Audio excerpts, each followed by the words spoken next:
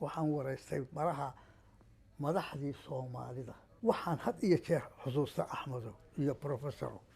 waxaan had iyo jeer xusuustaa waxa weeye waraysi aan la yeeshay boqorkii ummadda Ciisaha waxa ugaas Xasan oo aan kula kulmay magaalada Dirraba ugaas Xasan wuxuu ahaa qofkii ugu horeeyay uguna dambeeyay ee waraysta weligii waraysi ma bixin ugaasna lamaba weydiinba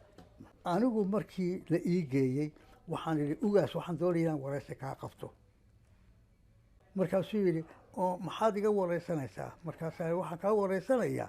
noloshaada iyo sida aad u hogaamiso ee ummadda Ciisaha ee aad u tahay ugaaska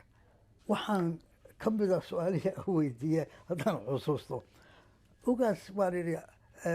imisa sanadood baad muxuu ahaayey aad ugaas u ahayd ummadda markaasuu yidhi 6 sanadood gaadh ma 6 sanadood haa markaasaa idhi oo 6 sanadood marna miyaan muxuu ahaayey aanay kugu kicin muxuu ahaayey ciisuhu oo aanay soo bixin niman doonayay inay meesha kaa qaadaan intuu qoslay buu yidhi dhaqankaasi ma aha mid annaga xagga iyaga ka jira haddii boqorkiibaa sidaa yidhi haddii la yidhaaho sidaasay ahaanaysaa haddii qof uu soo baxo aniga muxuu ahaayey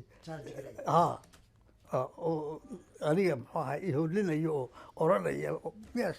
boqorka waa la tartamaya nin kufriyey baa loo qaadanaya